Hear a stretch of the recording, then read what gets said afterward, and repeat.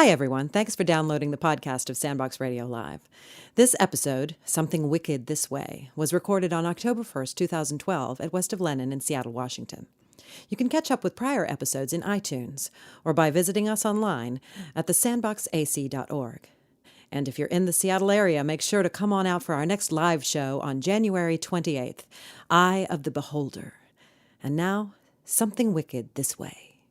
Sandbox Radio. We'll stay all day in the backyard. We'll play, jump into our sandbox. We build castles and kings, words become things. Sandbox Radio. Sandbox Radio. Sandbox Radio. Sandbox Radio. Good evening, and welcome to Sandbox Radio!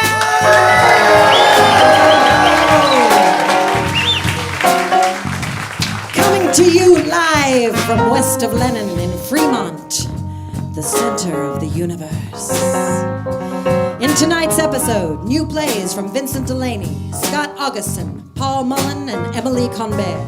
A poem from Omar, Willey. Special guest conductor Bruce Monroe. An adaptation of The Raven by Edgar Allan Poe. And blues from Charles Leggett and the Sandbox Radio Orchestra led by Jose Juicy Gonzales!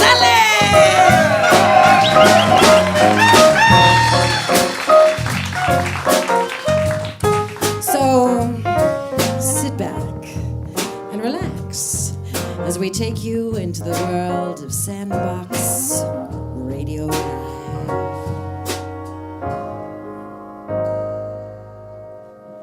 Sandbox Radio.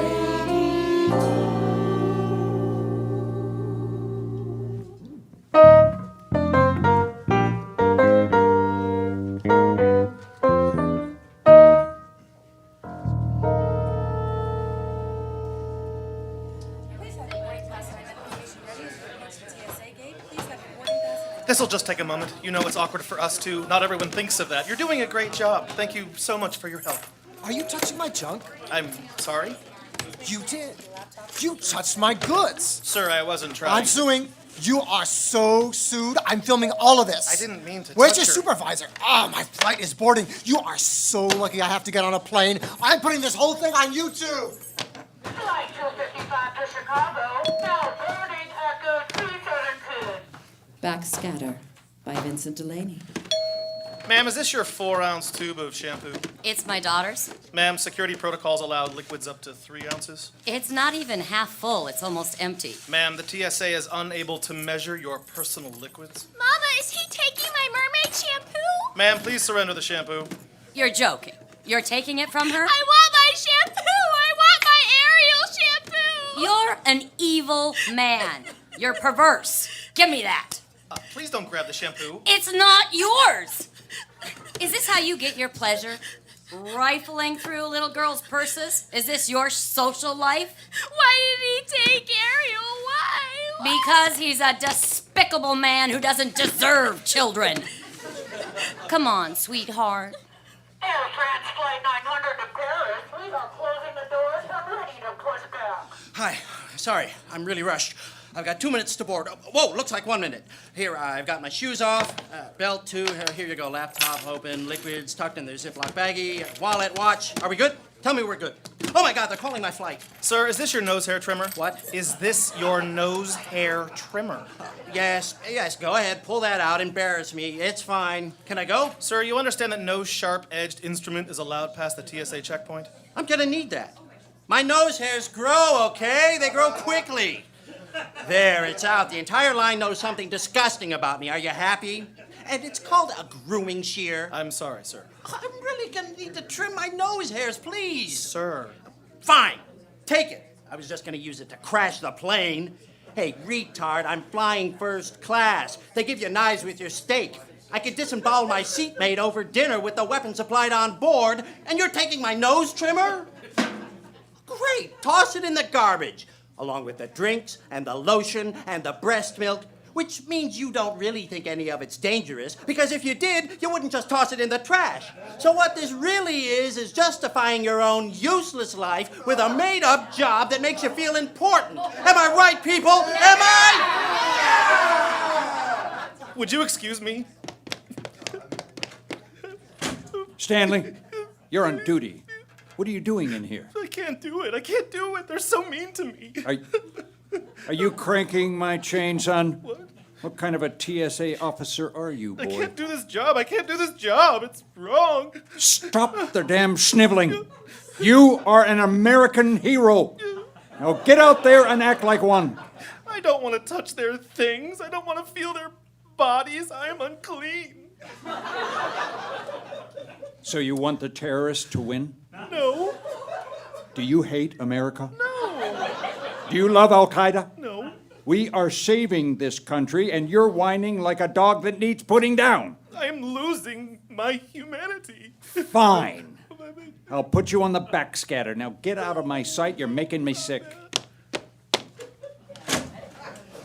Passengers Xylem and Phloem report to gate D1. Xylem and Phloem to D1, please. Hey there, Sonny. I'm Big Stew. Now, what's this thing called? Backscatter Privacy Enhanced Full Body Scanning System. That sounds dirty. Excuse me? You gonna see me naked? 'Cause there's a lot of me. Sir, the TSA officer who adjudicates the scan is in a secure location and will never physically see you. Will he see my privates? Only bony tissues will show on the imaging system. You did not just say bony tissue. Sir, please step through the scan. Ain't no way I'm gonna fit in there. Look at me, I'm huge. Well, you can squeeze. Isn't there a pat down instead? No. I think you have to give it if I ask you. No, I don't. Give me the pat down. We're out of pat downs today. I want the pat. Please don't ask me. Give me the golden pat down! Spread your legs and place your hands behind your head and breathe normally. Okay. I will be running my hands over your body, including your pockets and the inner folds of your garments. Please relax. Go ahead and dig in there. Take your time. I'm going to be touching you now. Sir, please don't make those sounds. Please stop. Your hands are so gentle. Please don't tell me that. I haven't been touched in so long. I want you to scratch me. Right there. Come on now. What is that? What am I touching? Sir, please board your plane now. You're not done. I am done. I don't feel finished. Will you excuse me, please? Where are you going? You get back here. Take care of Big Stew. Please answer the phone, please. Oh, Willey, where are you? Answer the phone. Please, she's shopping. Stanley? Why haven't you called me? I am losing my humanity. You're what? I don't know how to be a person. I don't feel human. I'm deviant. Stanley? I have to touch them, all of them, in horrible ways. Wait, listen to me. This is a good job. It's good money. What's wrong? Well, just now I touched the man in a bad place and something felt wrong. Stop right now. What is the matter with you? I'm not normal. Violet's here. She wants to talk. Daddy's not feeling good. Just say hello. Hi, Dada. Oh, sweetheart. I missed you. I miss you, Dada. Oh, I miss you so much, darling, darling girl. How are you? Hi, Dada.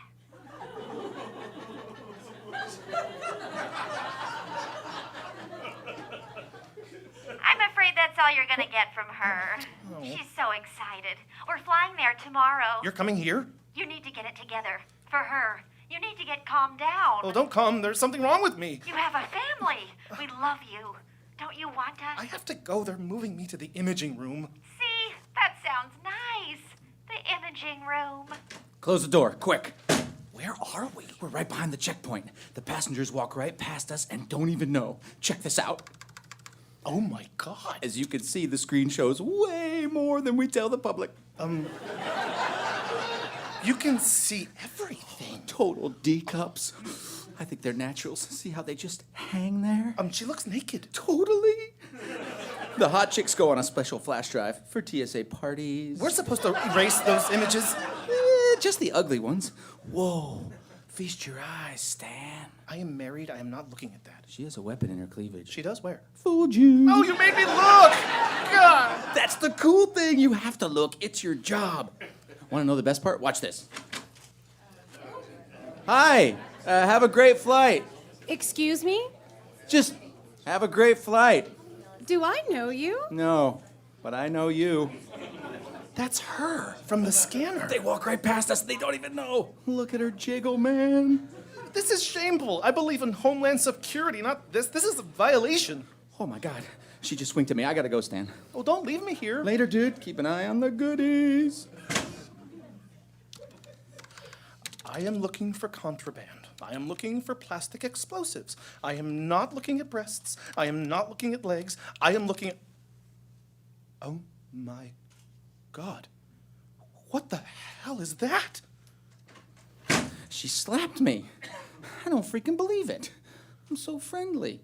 I saw something on the screen. Hottie? A thing. It was inside a person. It was in his body. It was wearing him like a suit. It was huge. Whoa. Okay, Stan, chill out. Oh my God, there's another one. Look, it's not a human. It's hiding inside a person. It's a parasite. It's a parasite. Stan? It's some other species. Oh my God, there's another one. They're inside us and we don't even know. Okay. I have to do something. Wait. Don't open the door. Hey!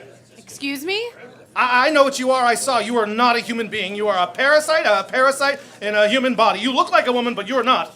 Bite me, jackass. It's walking away. Get it. Catch it. Stop it. They're all walking away. Sit down. I saw them. They're real. They're real. What the hell is going on in here? Stanley, are you too much of a wimp for this job? Milt, it's horrible. You won't believe it. He saw. Oh? He did. They're different. They're inside us like a reptile, but huge. The backscatter shows them they're wearing us like clothes. No shit. There's something living among us. You have to believe me. I do believe you. You do? You see, Stan, we've actually been here for a long time now. Oh my God. All flights are currently delayed due to unforeseen circumstances. Please see the gate agent for further information. There will be no more flights. Stan? Hey, Stan.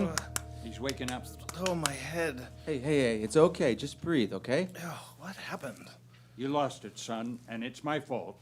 Maybe we pushed you too hard in your first week. I saw such things. They seemed so real. It's gonna be okay. I was sure they were inside us, wearing us like a suit. We got a nice surprise for you. Oh, Stanley. Oh, Lily. I'm so sorry. I didn't know things were this bad. We're here now. We put him on the first flight. You're gonna be okay. You're a good agent, Stan. Lily, I thought I saw something so horrible on the backscatter. Hush, darling. It's okay. Where's Violet? She's right here. Hi, Dada. Oh, sweetheart. Oh, darling little girl, I missed you. Missed you, Dada. Let me put her in your lap. No, please don't do that. Stanley. I just rather not touch, please. I just rather not. She's your daughter. Up you go. Please, I don't feel good about this. There we go. Violet has something to show you, darling. She does? What is it? Look, Dada. Look. Hold me, Daddy. Hold me tight. I'm never going to leave you. No!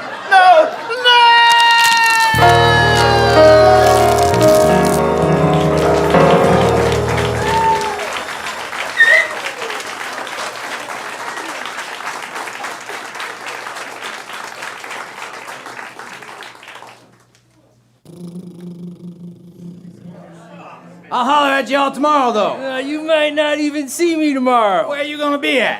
If I told you that, I'd have to cut you. Why you wanna cut me, man? I gotta cut you. I'm gonna cut you. I'm gonna call the police on you. Hey, look, I'll become an informer. Hey, look, I've never been a snitch in 50 years, and I'm gonna start telling now. See what I'm saying? Because I don't even mess with no police. Fuck the police in Seattle, man. I'd be like, hey, look, officer of the law. I wouldn't even know how to say something to him. All right, look, I'll holler at you tomorrow. Hey, holler at her tomorrow. You ain't gonna see me tomorrow. Holler. I'll see you tomorrow. You ain't gonna see me tomorrow. Back door. Holler back.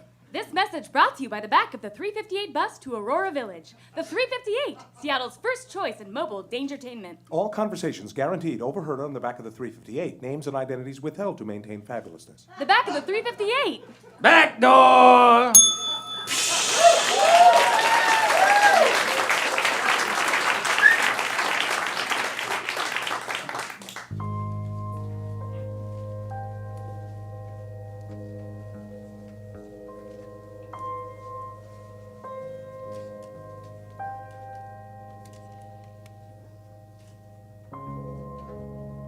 Muscle Memory, a poem by Omar Willey. Time is ticking calmly as I tidy. Talk still chasing tick. I think about it, only for a heartbeat. Barely turning toward the door, I wait. My final client for the day knocks gently. Sorry, I was stuck. He says. Still finishing some things late. Other niceties observed. It's hot, yes. Still, I notice now a chill comes over me capriciously. Relax and stretch now. Any special injuries or tightness? Just a little, mostly in my shoulders. He's middle 40s, maybe. Calm with something fierce concealed within his quiet nonchalance. His muscles like a rusty iron cage awaiting restoration. 20 minutes pass, and still his breathing breaks erratically. His body shows some signs of TOS. I take his arm and stretch it fully, feeling lines of tension.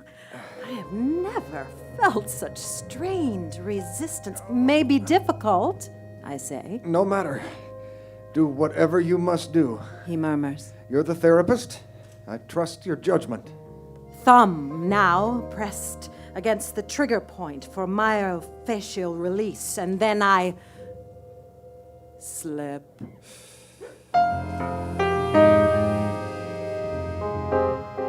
My thumbnails scratch my error on him. But instead of pain, he emanates a deep, unworldly breath. I run my fingers furtively against the laceration, softly stroke the scrawl again to smooth it over. Then the slight incision opens like a window to a vacuum, swallows me. I surrender wholly. Through his open wound, I merge into the memories of muscles at the beginning of his snapping, then his lashing, calm determination rising through the spine toward his digits, calculating cost of life and limbs, then how to clean up, where to hide the body, parts dissevered, and still make his 15 after 5 appointment, calm and well-dressed. Now my hands are his hands. They remember into me. I feel the past, still rotting under weeping willow, under floorboard, and I shudder. Wrists and arms, the deltoids, taut trapezius, recoil with every blow. Bones are cracking. Spots of blood, first slowly like a sprinkle, then an autumn rainfall, steady, covering my hands as they lurch and repeat. How many times, with growing strength and sinewy determination, clawing, rending, flaying flesh alive. No! I remove my hands, or try, but cannot. I absorb all visions and freeze. He does not move. Instead, a smile forms from the corners of his lips. Do not stop now.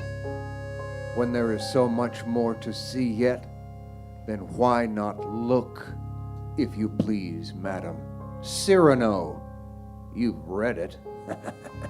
Laughing brusquely. Just above his clavicle, my shaking hand could separate him from his breath. A pair of nails into his cleidomastoid or another Hichu point, but I am sworn to do no harm, not even for the world he has corrupted. I am torn as I withdraw, withhold my horror, silent. I imagine you're a bit unsettled. No, I'm not inclined to cuff you firmly. No ungentlemanly conduct. Unlike Cyrano, I will not take a saber and impale you. It's your move now. Haven't you desired to share connection with your clients? And besides, we both have 20 minutes in our session still remaining. What will you decide? His laughter, wicked, forces me to final resolution. Midnight now. Looking out the window, waiting for my tea to cool down. Humans and their arrogance amuse me, always thinking nothing ever happens, always thinking knowledge has no consequences. It will not hurt tomorrow morning. Beneath the willow, wondering how she will waken merged with my old flesh, and so the violence will continue on in her new host, inside her animus. Probably she'll scream at first, but soon she'll discover joys in evil and brutality as she lives on in her bloodless victims. Her hands will serve their master well. While she sleeps tonight, unmindful I have work to do, I must get used to these hands.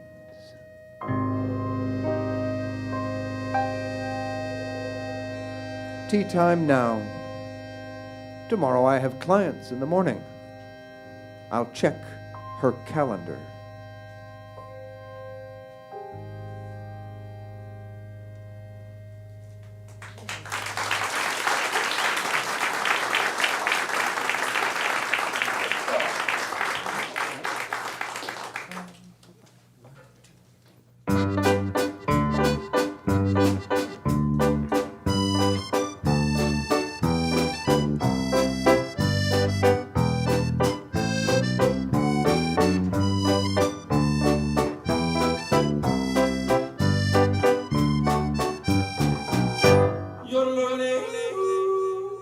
Quinceñera of the Damned by Scot Augustson.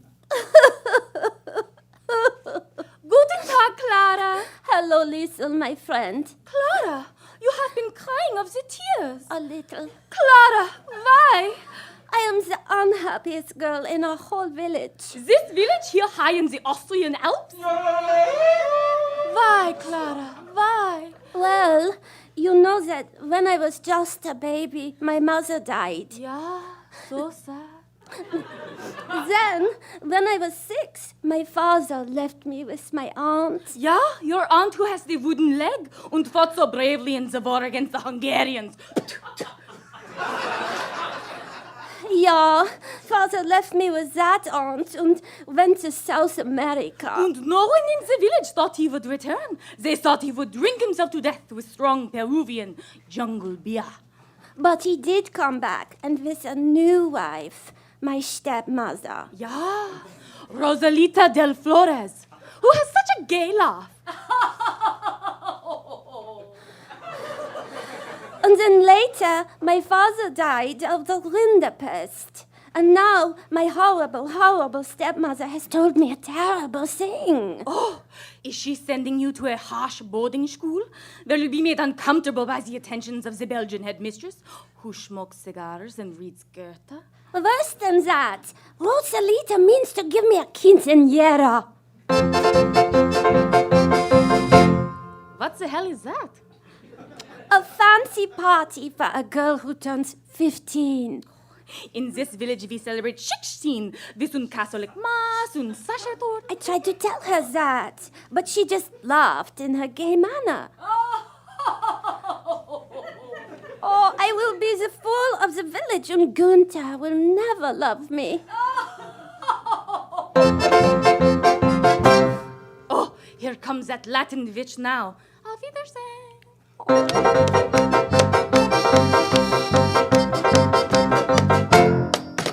Clara, Clara, what a happy day we will have. I will cook a spicy feast. There will be music and dancing and the gayest marionette show the Alps have ever seen. Oh, Clarita! It's just Clara, stepmother. Oh, my serious little bird. You make me think of my own quinceañera. Such a day. I was even allowed a small cup of the sangria. I was beautiful, and you will be beautiful. Here in the village, we celebrate 16, not 15. We drink brown coffee, not sangria. We go to church. There will be church, but also there will be time for the flirting. Scandal. I think I have spied a boy for you, Dieter. Dieter who herds the goats? What a handsome boy. Oh, to roll around in the tall grass with such a raging bull of a boy. He is sturdy, but I think gentle too. Have you seen how he leads the goats to pasture with the flute he has? 9. Never could I be with Dieter. When I see him with the flute of him, all I can think is how it looks like a schwanz. And how he puts his mouth upon it. And if he were ever to kiss me on the lips of my face, it would be like putting the schwanz on my mouth. And then, when I went to church and I took communion, it would be like pressing the schwanz onto the body of the Christ. Oh, Clara, my stern little sparrow. Who do you have eyes for? Only for Gunther. Gunther? Gunther, the son of the Baron? Yes, Gunther, who plays the glockenspiel. The life of a baroness is not always... You know nothing of the ways of Austria. True, my dear one, true. I have a surprise. Oh. Your quinceañera dress. Put it on. It feels tight in the bosoms. Oh, Clara! Look, here is a mirror.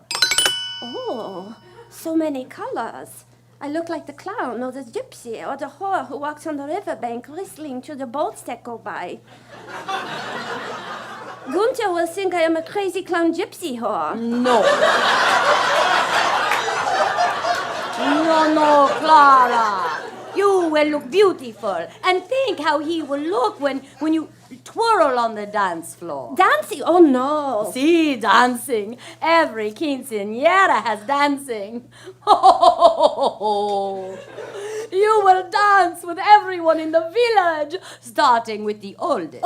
No. That would mean Herr Meckelstein-Schmidt. You will dance with him. No. Before I would dance with that horrible swine, I would dance with the devil. El Diablo! Oh no, Clara! I should have warned you when you are wearing your quinceañera dress. The devil can hear every word you say. You are mine. You and your pretty dress are coming with me. No!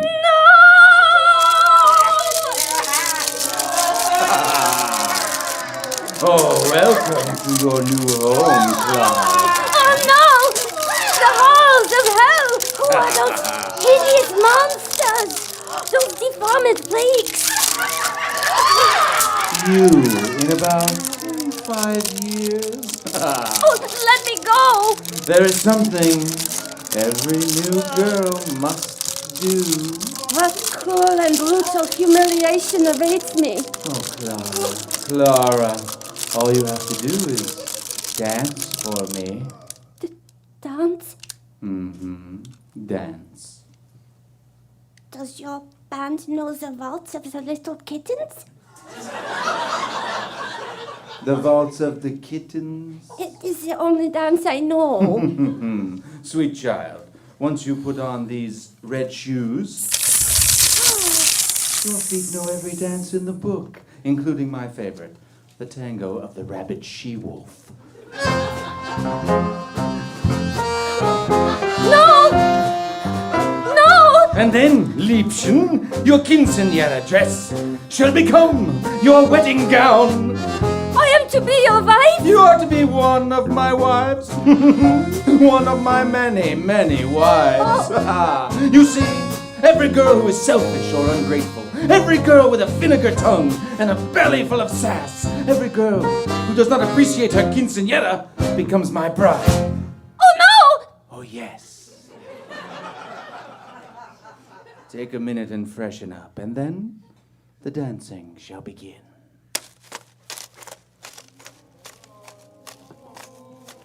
Oh, if only I had listened to Rosalita del Flores. Psst. Who is psting me? Dieter. Good boy, Dieter? You know another Dieter? I am happy to see you. I'm happy to see a familiar face. But why are you here in the bowels of hell? I have come to your rescue. But how? The legions of the damned are thick as the army of Hungarians. I will play my flute. My song of pure love will repel them.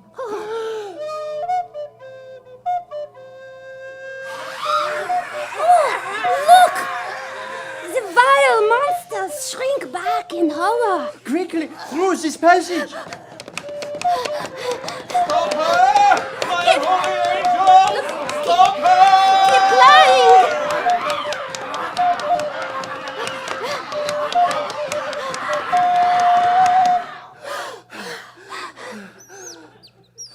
We are safe. Oh, Dieter, Dieter, I once mocked the way you gripped the shaft of your rustic wooden flute and placed your wet mouth upon the blowing hole. But now, I feel safe when I think of that flute between your sweet full lips. Clara, will you be my girlfriend? Let me think about it. Okay. Yeah. Oh, I will be proud to be a Gotthard's Fraulein.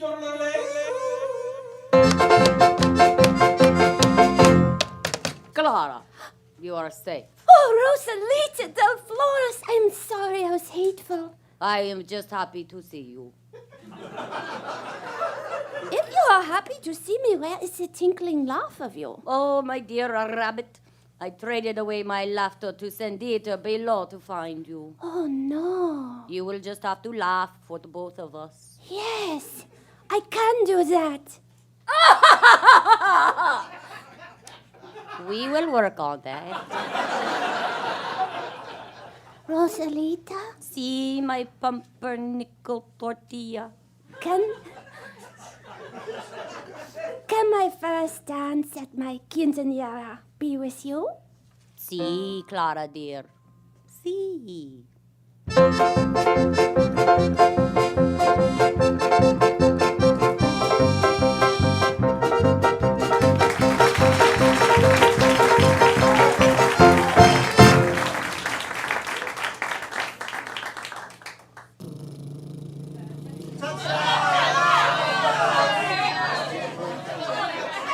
You all right? Huh? You upset? Does it look like it? A little. Look, whatever it is, it'll... Huh? Whatever it is, it'll pass. Huh? Just give it some time. It's every other day. Know what I mean? Every other day, some shit fucking pisses me off. Well, life can be frustrating. Life's a bitch. And then you die. Well, learn how to whoop that bitch's ass. Bitch? You think I'm a fucking dyke, dude? Come on, man, get your shit straight. I like dick. I'm not a dyke. I may look like a dyke sometimes. Nah, you don't strike me like that. I don't fuck pussy unless it's my own. Did you guys have a good time at the game? Oh, yeah, we sure did. Too much alcohol. Fuck the alcohol. Blame it on the alcohol? You be tussling with somebody? No. You touched a sensitive subject and you should not have. You fighting with somebody? You be tussling with Who somebody? the fuck do you think I've been with? Your hair is fucked up. Of course my hair is fucked up.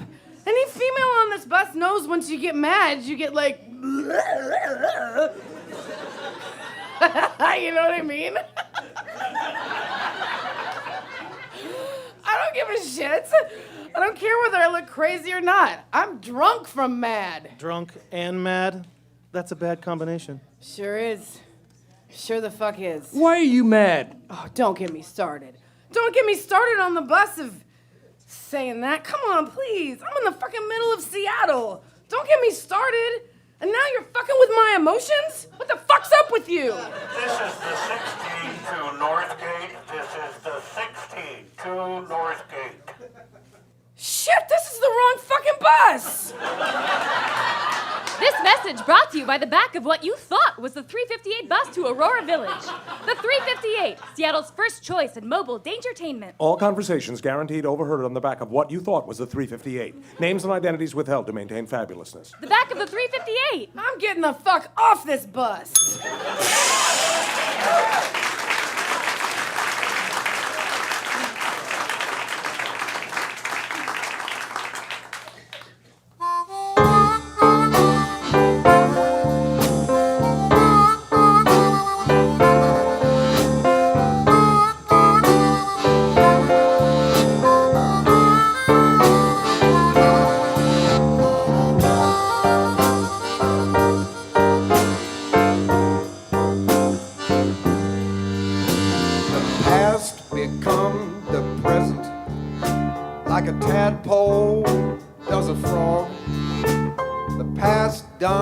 Set the bonfire, the present throws on a log.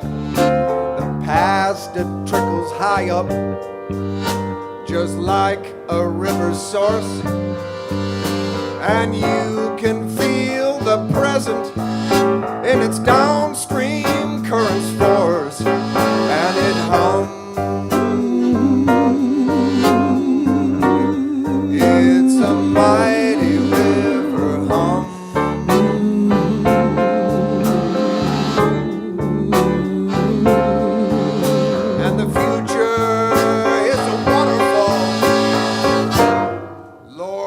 Mercy, here it comes. Listen here. Now a funny man once told me that suicide's for those who just can't wait to find out what no one living knows. But I ain't in no hurry. I'd like chance to see all the seeds I've scattered come blowing back at me like so many crumbs. A wind will brush the stars away like crumbs.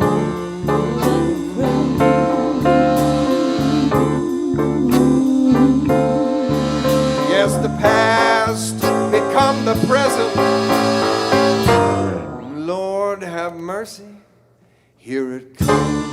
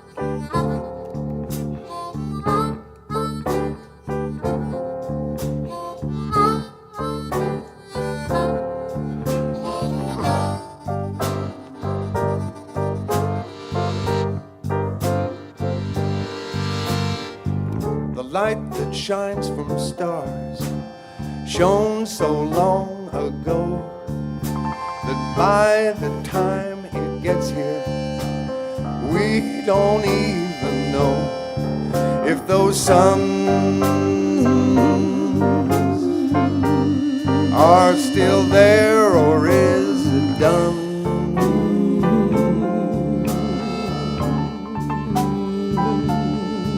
We just wait till the night falls. Lord have mercy, here it comes. Lord have mercy, here it comes. Lord have mercy, here it comes. Lord have mercy.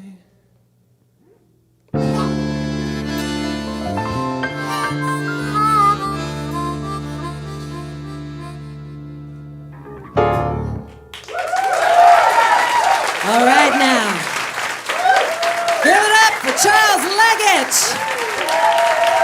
and the Sandbox Radio Orchestra. You're listening to Sandbox Radio Live, Something Wicked This Way. This episode was supported in part by the Sandbox Artist Collective and a grant from 4Culture. Sandbox Radio is made possible by the generous financial contributions of listeners like you. Support the creation of future episodes by making a donation at thesandboxac.org. Now back to the show. Sandbox Radio.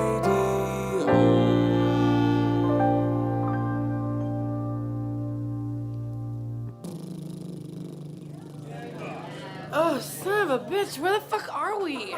Seattle Center. Oh my goodness, this is not gonna go to the fucking Northgate Mall, is it? Yeah. Yeah, we should get off here and walk over to No. the 358 right there. I'm going to the Northgate Mall. The 358 's on the next. I'm going to the Northgate Mall. The 358's right there. I know where the fucking 358 is. I know where the 358 is. Dumb shit, excuse me.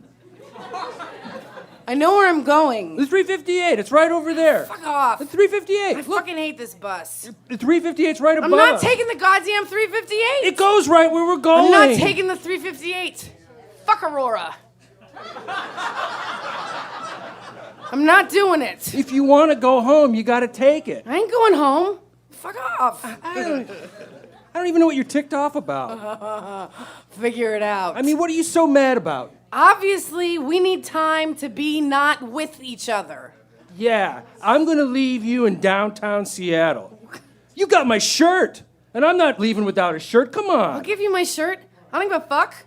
I'll ride on the goddamn bus in my fucking bikini. Come on now. Shit, you think I'm scared of it? Motherfucker, I'll walk down 3rd Avenue in my goddamn bikini. Because you're a retard. I'll be a retard. Yeah, you could get thrown in jail for that. Whatever. At least in jail, I get 3 meals a day and somebody to love me. Oh, that's a real awesome way to look at it. Come on. No. Why? Leave me alone. Those of you wishing to transfer to the 358, this is your stop. 358's right behind us. I said I'm not getting on the fucking 358. I'm getting off. Whatever. I need my shirt. Take it, fuckface.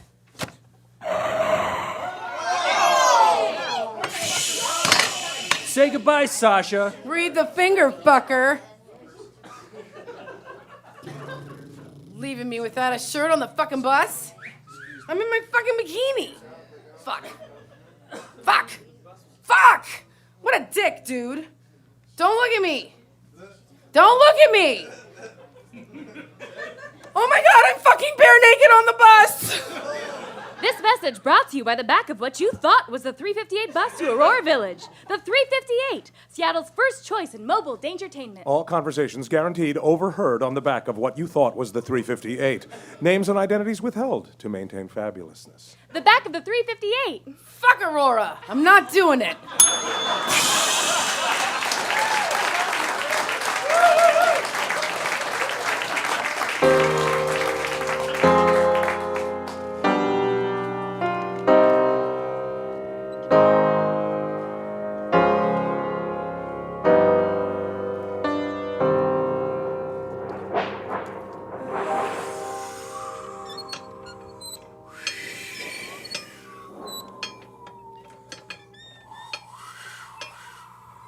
Once, upon a midnight dreary,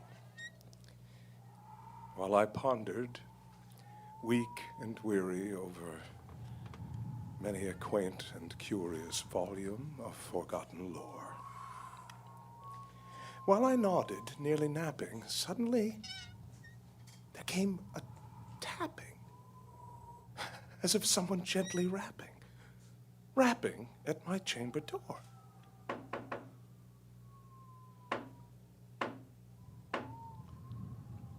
"'Tis some visitor," I muttered, rapping at my chamber door.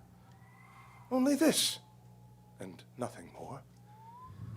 Distinctly, I remember it was in the bleak December, and each separate dying ember wrought its ghost upon the floor. Eagerly I wished the morrow. Vainly I had sought to borrow from my books surcease of sorrow. Sorrow for the lost Lenore, for the rare and radiant maiden whom the angels name Lenore, nameless here forevermore.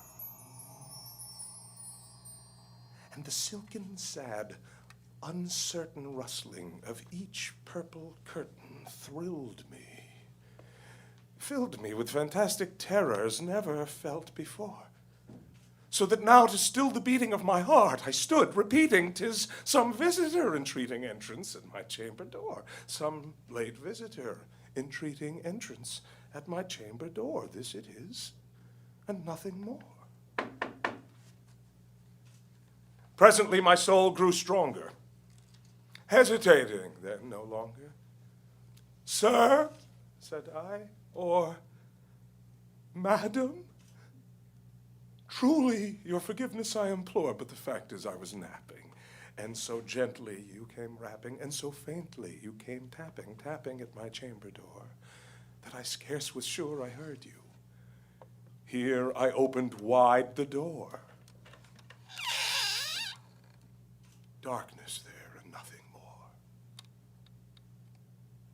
Deep into that darkness peering, long I stood there, wondering, fearing, doubting, dreaming dreams no mortals ever dared to dream before, but the silence was unbroken, and the stillness gave no token, and the only word there spoken was the whispered word, "Lenore?" This I whispered, and an echo murmured back the word, "Lenore." Merely this, and nothing more. Back into the chamber turning, all my soul within me burning. Soon again I heard a tapping something louder than before. Surely, said I, that is something at my window lattice. Let me see then what thereat is, and this mystery explore. Let my heart be still a moment and this mystery explore. 'Tis the wind and nothing more. Open here, I flung the shutter, when, with many a flirt and flutter, in there stepped a stately raven of the saintly days of yore.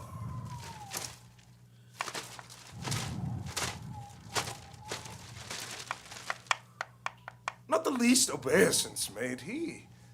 Not a minute stopped or stayed he, but with mien of lord or lady perched above my chamber door. Perched and sat upon a bust of Pallas above my chamber door. Perched and sat, and nothing more. Then the ebony bird, beguiling my sad fancy into smiling, by the grave and stern decorum of the countenance it wore. Though thy crest be shorn and shaven, thou, I said, art sure no craven, ghastly, grim, and ancient raven wandering from the nightly shore. Tell me, what thy lordly name is on the night's Plutonian shore. Quoth the raven, Nevermore. much I marveled this ungainly fowl to hear discourse so plainly, though its answer little meaning, little relevancy bore. For we cannot help agreeing that no living human being ever yet was blessed with seeing bird above his chamber door, bird or beast upon the sculptured bust above his door, with such name as Nevermore. But the raven, sitting lonely on that placid bust, spoke only that one word, as if its soul in that one word it did outpour. Nothing farther than he uttered, not a feather than he fluttered, till I scarcely more than muttered, other friends have flown before. On the morrow you will leave me, as my hopes have flown before. Then the bird said, Nevermore. startled at the stillness broken by reply so aptly spoken.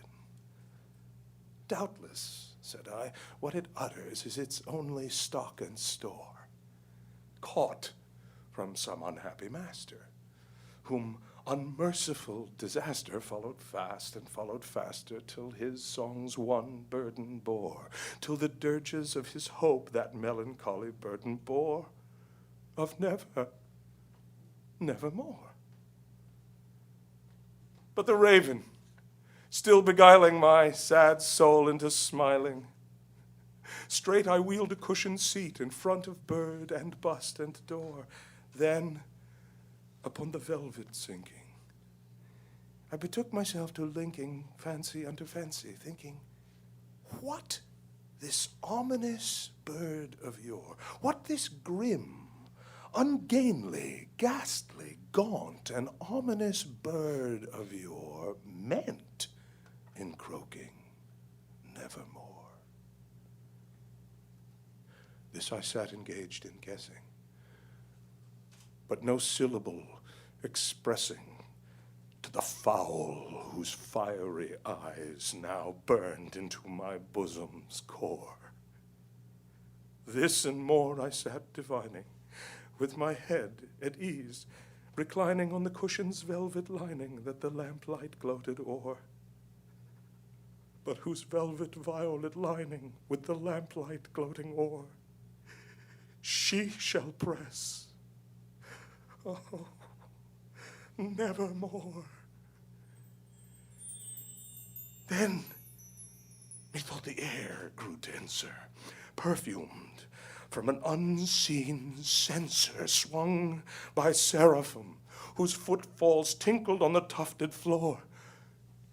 Wretch, said I, thy God hath lent thee by these angels, he hath sent thee respite and nepenthe from my memories of Lenore. Quaff, oh quaff this kind nepenthe, and forget this lost Lenore. Quoth the raven, Nevermore. Prophet, said I, thing of evil, prophet still if bird or devil, whether tempter sent, or whether tempest tossed thee here ashore, desolate yet all undaunted, on this desert land enchanted, on this home by horror haunted, tell me truly, I implore, is there balm in Gilead? Tell me, I implore. Quoth the raven, Nevermore. Prophet, said I, thing of evil, prophet still if bird or devil, by that heaven that bends above us, by that God we both adore, tell this soul with sorrow laden, if within the distant Aden it shall clasp a sainted maiden, whom the angels name Lenore, clasp a rare and radiant maiden, whom the angels name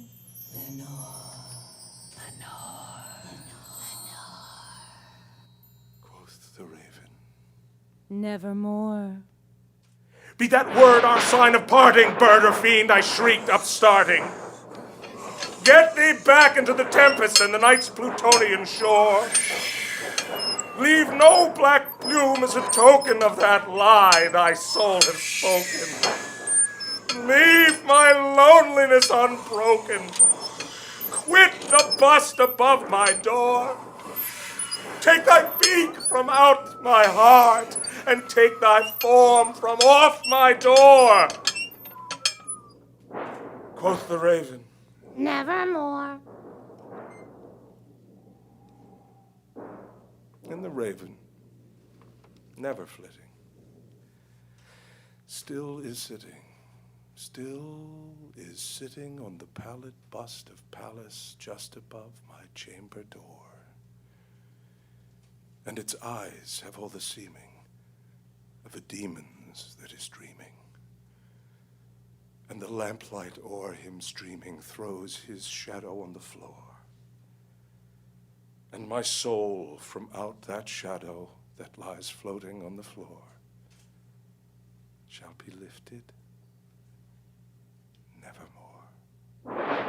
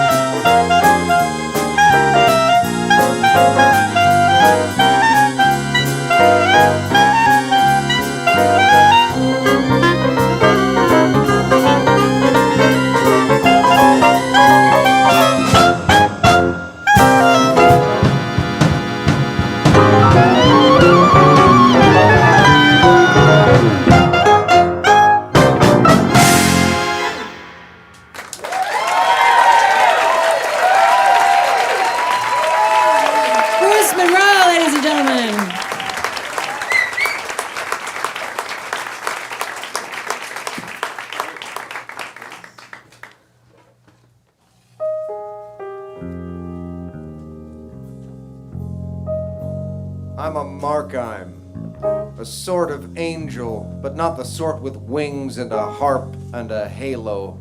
Markheims are the black ops. We do things other angels can't or won't. Me, I'm a talker, subarchy, reverse curse. Upstairs pulled me out of retirement for a mission down in this soggy town. But when it was done, I didn't go back. I had questions, and the answers weren't up above in the fix. Now, I'm walking neutral, half fallen in what we angels call the show. But I gotta watch my back, 'cause things can always get uglier. Previously on Markheim. If you are walking neutral, Markheim, then I worry for your safety. Samael never breaks his bond, it's true, but he has a very nasty habit of making his deals much more unpleasant than his second parties expect. I'll take my chances. Well, I choose not to take chances. Therefore, I am leaving you these 3 dominations for protection. I wager Brother Samael will be less tempted to pester you with them around. Whose part? Our part. Whose city? Our city. Where's Didge, Stank? In the hospital. He cut off his hand, asshole. Says it was your idea. Shit. Did he say if it still burns? Something strange is going on, Smiley. I think some shit is gonna go down if I don't talk to Sam. Where's the lowest, foulest place in town? Think nasty, hurtful. Oh, the Metro Dig. They tortured a big, nasty metal worm to chew its way through Seattle's guts under Capitol Hill. Sounds promising. Take me there? Shit. Fine, let's go. How am I supposed to get past these Dom guards? Geez, Markheim, I gotta think of everything for you. Come on, just follow me into this Tully's. And now, episode 6 of Markheim by Paul Mullin. Maybe it's the dreams I've been having, or maybe it's that angels don't dream. Anyway, I figure it. I gotta talk to Sam. But how does a lowly Markheim like me dial up the devil? Especially when the Archangel Ragel has posted a guard of dominations over me. I follow my Spokane Indian friend Smiley through the Tully's coffee shop and through the back room into a long corridor deep underneath one of the harbor steps towers. From there we make our way down into the bus tunnel, getting off at Convention Place, and then, with me now keeping unseen to any meet and Smiley playing his own Injun invisibility games, we sneak on foot into the tunnel itself. Smiley leads me ever deeper into the underbelly of Seattle's Capitol Hill. So? So what? So how far you want to go in? I told you this tunnel's got bad medicine. The deeper we go, the worse it gets. Then let's go deeper. Shit. Holy damn. What's that? I told you about that before we come down here. That's the giant metal worm that chews through Seattle's insides. The meat's gotten fancier since I was last down. And what's that over there? You mean the honeypot? That's a portable shitter, Markheim. Ah. Perfect. That's disgusting, man. Pretty wrong, huh? I'll say, yeah. Very, very wrong? Sure. Okay, then, let's get started. You coming in? Hell no. I thought you wanted to meet Sam. In that stink? That's the idea. Oh, man. Don't stick your face in there like that. It's okay. Angels have a terrible sense of smell. Hello? Is this thing on? Testing. Hey! Hey! Sam! It's the Markheim. Can you hear me? We need to talk. I found the lowest, foulest, baddest medicine-infested place from which to place my call, thanks to my good friend Smiley. Hey, don't be saying my name. Don't worry about it. So, Sammy boy, Prince of Air, Lord of Flies, I do believe a situation needs your attention. And so here I am, screaming into a shit-filled portable shitter. Sort of a metaphor for you, wouldn't you say? Portable, shit-filled shitter. Is this really the best way? Absolutely. Sir Thomas More once said, "The devil, proud spirit, cannot endure to be mocked." Yeah, how'd things go for that dude? They cut off his head, boiled it, and stuck it on a pike above the London Bridge. Okay. There's something happening down here, Sam, in this soggy, forgotten town in the upper left-hand corner of nowhere. Angels are dropping down from the fix like the flies you claim lordship over, like flies on shit. City's starting to crawl with angels. Hell, I personally got a bodyguard of 3 shadowing me everywhere. And why do you think that is, Sammy? This is still your city, ain't it? Sam? You know what? I couldn't give a shit. I couldn't give the shit currently sitting in this portable shitter. You figure it out with your own crew. I'm walking neutral, and I don't care to ever see you again. Yeah, Sam, that's right. I hope to God. That's right. I hope to the great AWOL anagram himself that I never lay eyes on your angel face again. You hear me? Do me that favor and stay right down there, rotting in the hell you created for yourself. You done? Yeah. You got issues, Markheim. Yeah. I decided to make the most of the little vacation Smiley arranged from my celestial bodyguard to pay a long overdue visit. Dr. Dunham to obstetrics. Dr. Dunham to obstetrics. Didge. Dr. Dunham. Didge. It's the Markheim. You awake? Oh, hey, Mark, what the hell you doing here? Just thought I'd check up on you. I heard you cut off your glowing hand. Yeah. But then they sewed it back on. That's right. Stank said it doesn't burn anymore.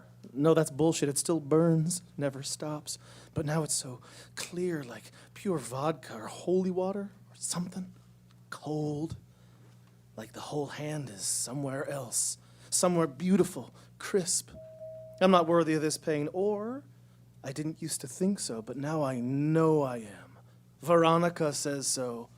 No one deserves it more. If anyone tried to take it from me, I'd kill them, Mark. That's the God's honest truth. I'd kill you. Much as I hate to say it, Didge, you ain't got that particular trick in you. Not even now, with your hand of holy fire. I wouldn't know. I'll ask Veronica next time I see her. Who's Veronica? She's my friend. She's the one that makes the burning okay. How does Veronica do that, Didge? She comes to me. When does she come? At night. Late. In the middle. She rides me. She makes me come. The burning inside her flows from my hand, through my body, into her. And as long as it keeps flowing, it's okay, you know? She mention anyone else? Like who? Like who sent her? Who she works for? She doesn't work for anybody. She's my friend. Succubus. What? What did she smell like? Think. Spring, thick grass and flowers blooming, and wetness. Could be a demon or an angel. Hard to say. Whatever this Veronica is, it may well feel like you now owe it a debt, and someday it may want to collect. Good. Whatever she wants, I'll give it to her. That's what I'm afraid of. One more last thing, Didge. What? How did you cut your hand off? With a radial arm saw. Where? My brother-in-law's cabinet-making shop in Georgetown. And who found you? What? Someone must have found you pretty quick for them to save your hand and sew it back on. It was Stank. What was Stank doing at your brother-in-law's shop? I don't know. I don't remember. He was just there. I lost a lot of blood. Yeah, of course. All right, get some rest. I'll see you soon. Not if I see you first. That's funny, kid. Is it?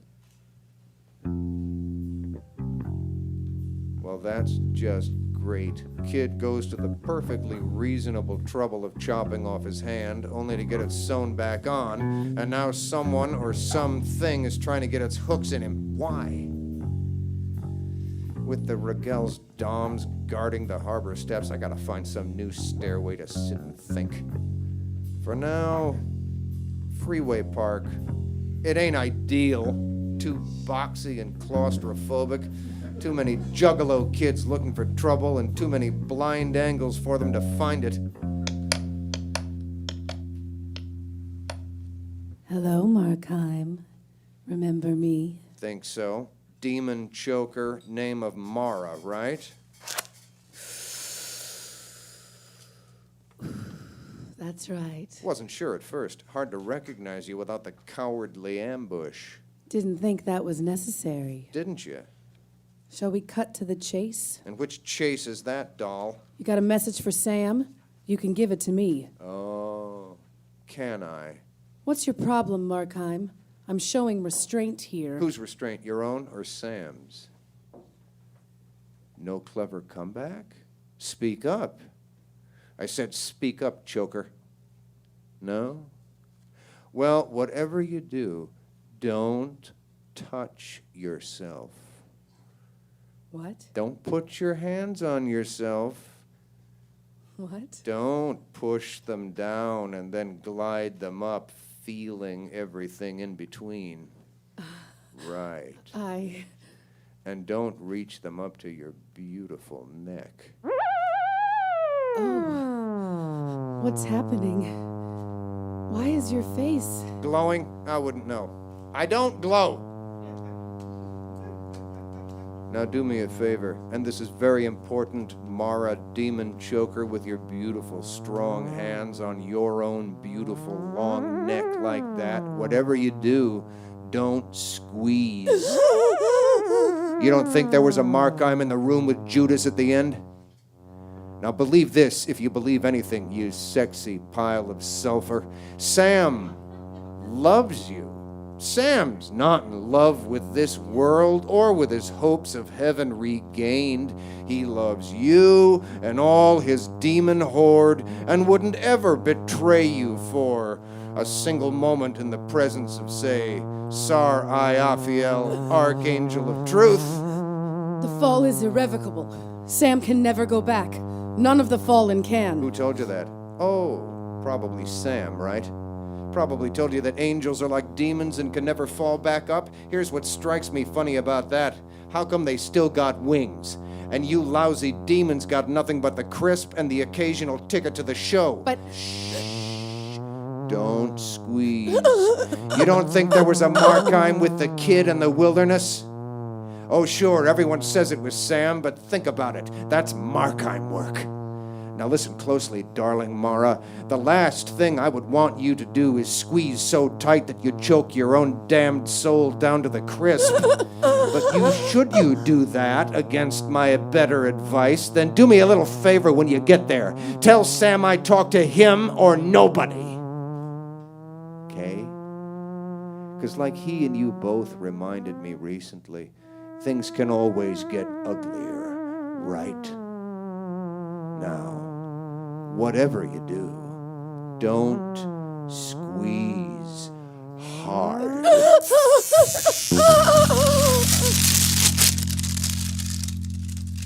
Next time on Markheim.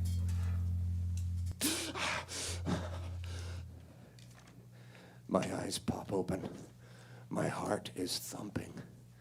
But there's nothing in the night, just the harbor steps and my domination guards. One at the top of the steps, one at the bottom, and one stuck in the middle with me. Markheim! Shit.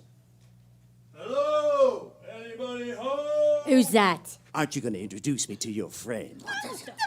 Don't talk to him. Don't even look at him. Just keep your heads down. You want us to bow our heads to some meat? He ain't meat. Some demon, then. Not play likely. Oh, look at these little darling dominations. So fresh from the fix they don't even recognize me. What do they teach you up there anyhow? Best get back to hell, brother. Touch him up.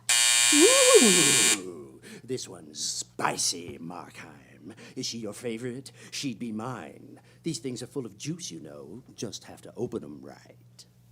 Want to know what happens next? Join us for the next episode of Markheim.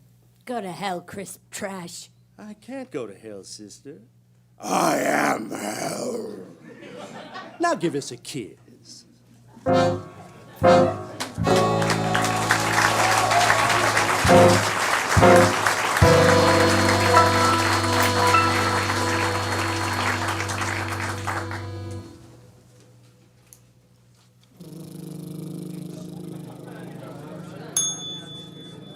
look at me. Here, I have an extra shirt. It's a little lacy, but you can have it. For real, girl? For real? That is love, dude. That is so love. Can you figure it out for me? This is my stop coming up. Oh my God, he really left. Don't look at me! Oh God. I'm really embarrassed. I'm so sorry. I'm in my bra. He took my shirts. I am so glad you're here. Everybody else is like, oh my God, crazy ass white bitch naked on a bus. Stop laughing. I see you laughing. Do you know him? Kick his ass when you get off the bus. Oh my goodness, do you have a phone? Do you have a phone? Yes. I need to It just has texting. call somebody. You only have texting? Shit, are you serious? Well, I love you, girl. Thank you. You're welcome.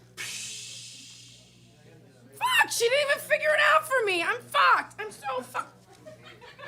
Great. And this goes like, shit, man. She couldn't even tell me how to fucking put the shirt on before she fucking gave it to me. Fuck. Sweetheart, hey. Can you help me? Can you help me figure this shirt out? I can't get it. It's sort of confusing, ain't it? Yeah. She gave me this shirt like it's a rag. I'm supposed to fuck around with it. Well, it's better than nothing. You are right.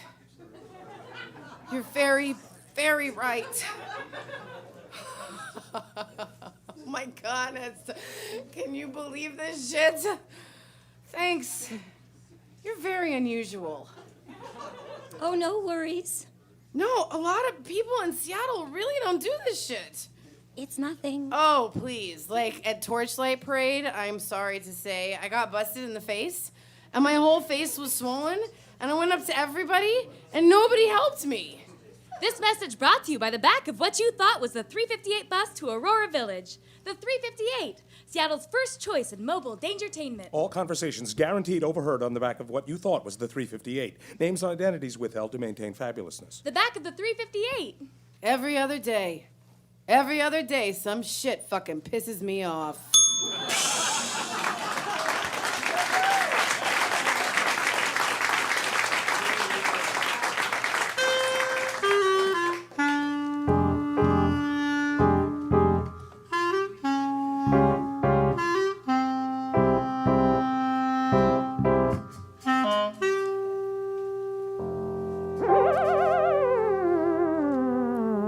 Shadow of Agnes by Emily Conbere.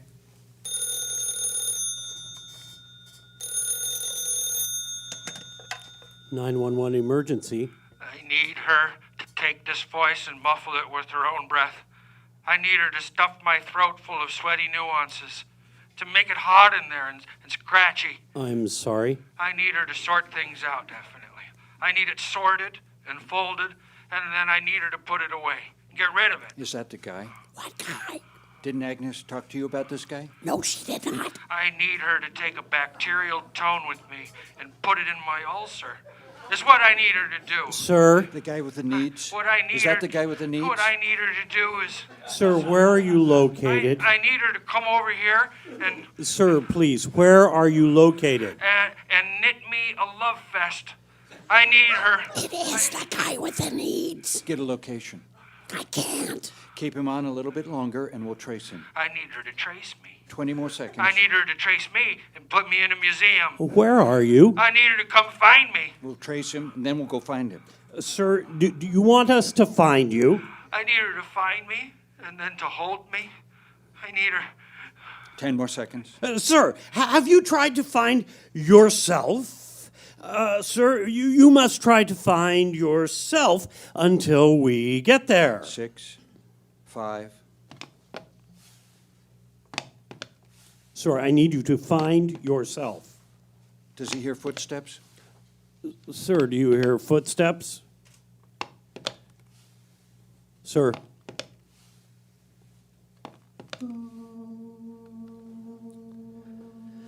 Well, fuck.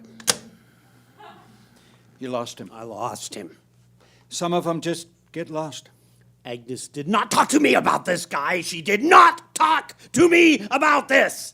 I did the best I could. You're new. You did a good job. He needed too much, though. I couldn't give him what he needs. I know. He wanted someone to, like, fold him up and put him in a sock drawer or something. I know. He wanted someone to find him, and I couldn't find him. Instead, he found you. Why won't Agnes communicate with me? Agnes is frazzled. But there are people at stake. That's your responsibility. At least Agnes believes it is your responsibility. But this is just a volunteer position. Agnes would argue that you voluntarily put yourself here. But where is she when I need her? She's the boss. You were trained.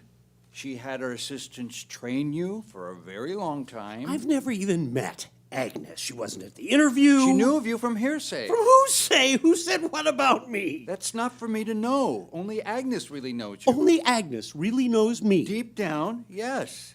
It's how she knows everybody. Deep down. It's like she stares at us always, these huge portraits of Agnes everywhere in this office. It's symbolic. Wherever I go in the office, her eyes are watching me. Agnes will always watch over you, Tom. What is the deal with Agnes, pal? She looks just like my aunt. She talks like her, dresses like her, sprays her hair just like her. It's uncanny. She's like the shadow of my own aunt. Does she have kids? She must. Does she look like your aunt, too? In some ways, Agnes looks like everybody's aunt. Oh. Well, that's really weird. Really weird. Listen, I lost that guy on the line, and I think it is because of Agnes, because Agnes never answers any questions, because Agnes is frazzled, because Agnes doesn't feel I am her responsibility. You are an adult. I am her employee. Define yourself how you want. I'm sorry. Right. Listen, I need you to go get Agnes so I can talk to her about this. Oh, no. Jesus. Oh, yes, I need you to go get Agnes right away because she and I need to have a little conversation. Oh, no. Tom, stop talking. What? No. Just don't say anything else. I need you to shut up and go get Agnes right now, and then I need you to feed me my pureed prunes. And then I need... What? Now, Agnes said it was contagious. No, stop talking. You must stop talking. I need you to tell me what is going on, you son of a bitch. What exactly did old Agnes tell you? It's contagious. And you've got it now, too. And it's an incurable disease. Well, Agnes is the only one who can soothe it, can change it. Yeah, well, I need you to put the brakes on this little conversation and go get. You'll never get what you need. You will never get what you need. I need you. You don't need me. You've got it all wrong. I need you like taste buds. Like instructions on a chalkboard, I need you. No! Where's Agnes? I need Agnes. Like nails on a chalkboard, I need you. Oh, shit! I need you to coax me and to listen. I need you to soothe me and to give me milk. Agnes! I need you to stop this. Stop the disease. I need her to say when. I need her to change me. I need you, Agnes. I need her to stand up. I need her to hang on to me. I need you. I need her. I need you to stop this disease. I need her to sort things out, definitely. Definitely. I need her. Lick me, Agnes. And love me, Agnes. And sort me and fold me and put me away. Agnes. Agnes. Agnes!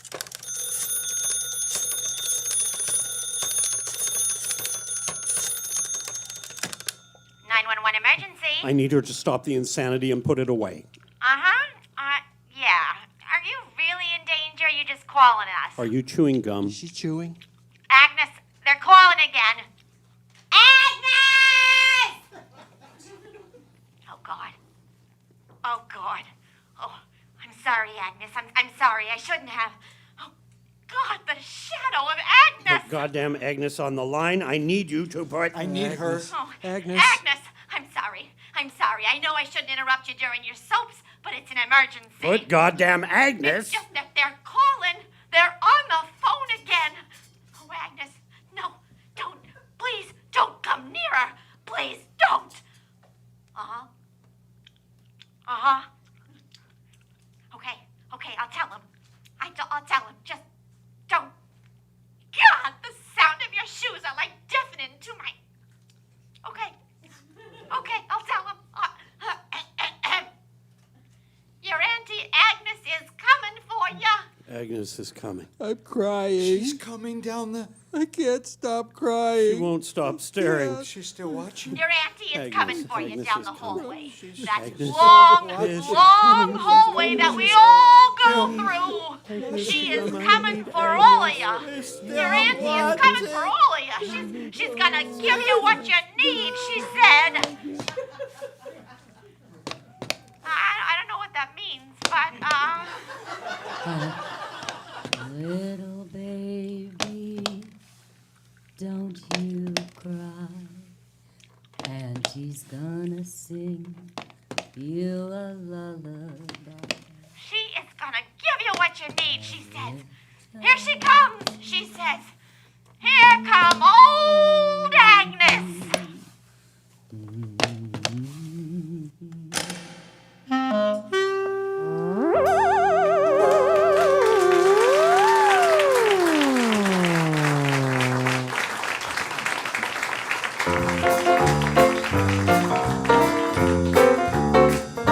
It's really been swell. It's really been great just to be with you on a Sandbox date. Oh, say it ain't true. Oh, say it ain't so. That the show is done and it's time to go. We won't say goodbye. Let's just say so long till next time we meet for a story and a song. So pack up the toys and turn out the light. We'll see you soon at a Sandbox night. Well, that's our show for tonight.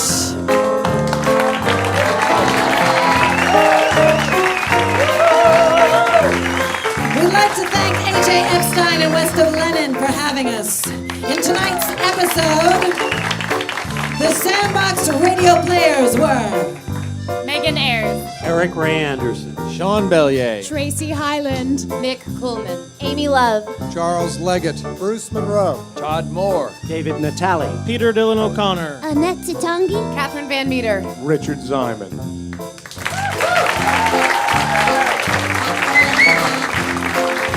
with the Sandbox Radio Orchestra, Dan Tierney on drums, Dave Pascal on the bass, Rob Whitmer, accordion and clarinet, and on the keys, Jose Juicy Gonzales.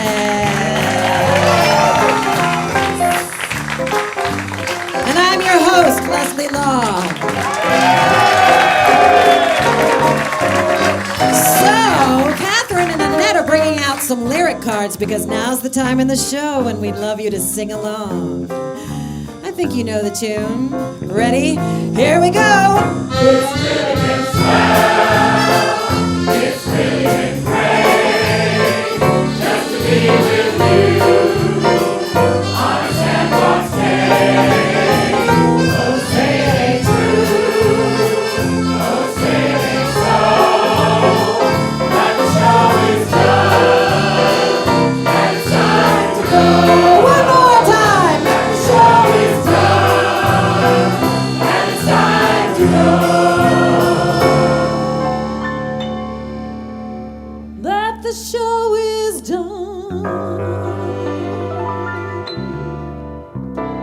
and it's time to go.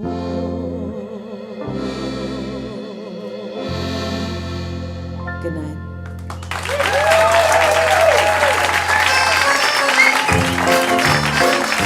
This episode was recorded in front of a live audience at West of Lennon in Seattle on October 1st, 2012. It was engineered by Christopher Stewart and mixed by Dave Pascal. Our stage manager was Lou Butler. Sandbox Radio is made possible by the generous financial contributions of listeners like you. Support the creation of future episodes by making a donation at thesandboxac.org.